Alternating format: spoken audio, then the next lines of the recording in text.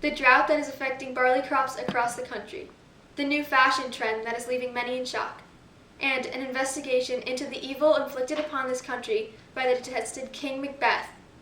Scotland Nightly News begins now.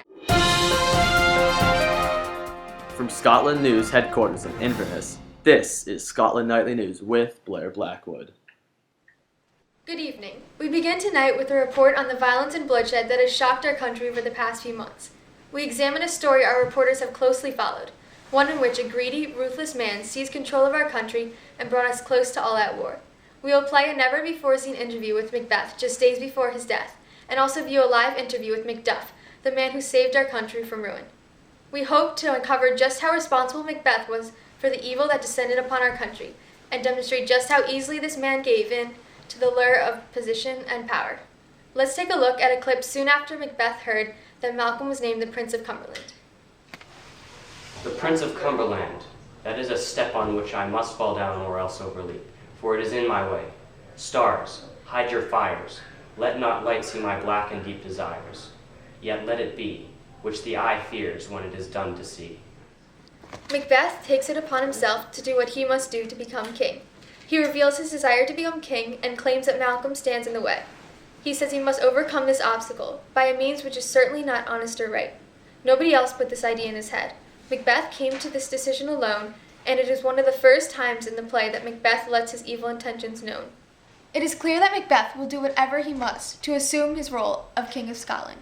But the first time Macbeth decides to commence a life of evil is in Act 1, Scene 7. If we should fail? We should fail? But screw your courage to this taking place, for we will not fail. Duncan is asleep, where to the rather shall his long day's journey soundly invite him. His two chamberlains shall lie with wine and will sail, so convinced that memory, the warder of the brain, shall be a fume, and their seat of reason a limbeck only. When in swinish sleep, their drenched natures lies in death. What cannot you and I perform upon the unguarded Duncan? What not upon his spongy officers, who shall bear the guilt of our great foe? Bring forth men children only, for thy undaunted mill should propose nothing but males. Will it not be received, when we have marked with blood those sleepy two, of his own chamber, and used their very daggers, that they have done it?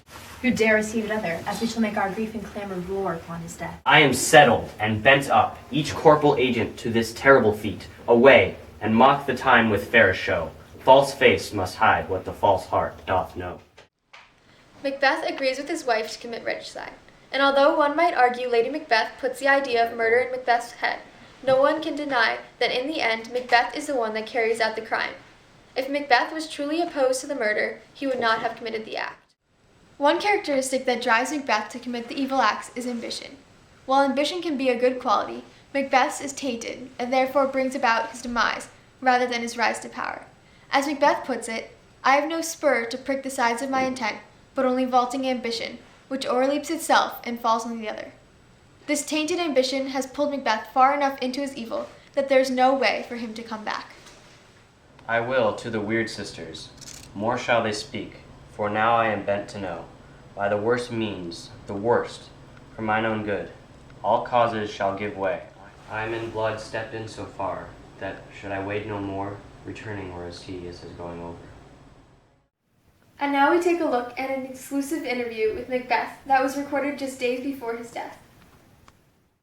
Thank you for coming in today, King Macbeth. We at Scotland News understand you are a busy man between running the country and preparing for war, and we are greatly appreciative of you taking time out of your busy schedule.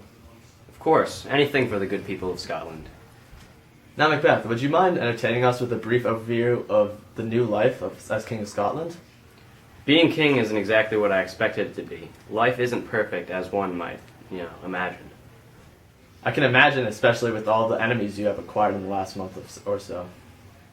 Yes, being king tends to make one's life complicated, to put it simply. Always a lot of loose ends to knot up. What do you mean, loose ends? Pardon me for asking, but I'm having a hard time imagining how loose ends could possibly apply to being king. Well, you see, undeniable power is the most important quality to running a nation. And when people start to threaten my power, they need to be, taken care of. It's interesting you say that. There are rumors going around claiming that Banquo and Macduff were not in favor of you assuming the role as king. And conveniently enough, Banquo and Macduff's family were brutally murdered, and Macduff is off in England. I think we've had enough here today. A tense interview from a man steeped in evil and greed. This interview gives us an insight into the true evil that surrounds this man. In the following clip, Macbeth demonstrates the influence that he has on others and how easily he manipulates the murderers to do his work. Aye, in the catalogue ye go for men, as hounds and greyhounds, mongrels, spaniels, curs, shrouds, water rugs, and demi-wolves are all kept all by the name of dogs. And so of men. Now, if you had a station in the file, not I, the worst rank of manhood, say it, and I will put the business in the bosom, whose execution take your enemy off, grapples you to the heart and love of us, who wear our health but sickly in his life, which in his death were perfect. We see in this scene how Macbeth uses this idea of manhood several times to encourage others to kill. It is he who is responsible for Banquo's death, and in the scene we see just how easily he manipulates the murderers to achieve his evil ends. No one else is responsible but him. Now we cut to Studio 7, where our live interview with Macduff is taking place. Now, what do you think turned Macbeth into such a monster?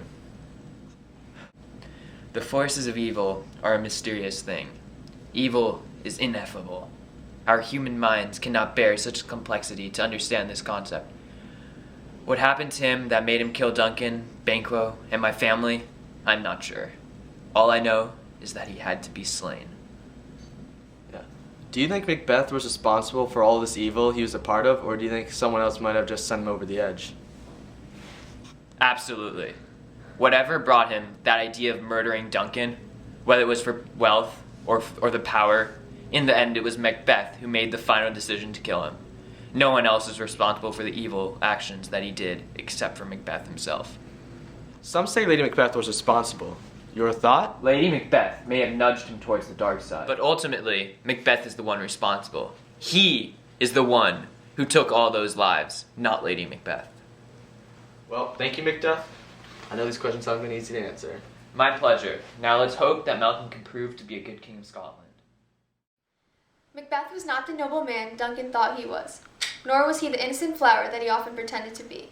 It has now become clear what his true intentions were, and how completely at fault he was for the evil that took place these past few months. Macbeth made his own choices, and became a murderous man so quickly, so easily, that it can only further show the true capacity that he had for evil. He was not the innocent man played by with fate, nor the weak husband who couldn't stand up against his wife. No, he was a deceiver, a liar, and a killer, and by all means the cause of the evil events that have taken place here in Scotland the past few months. Scotland Nightly News will return again after the break.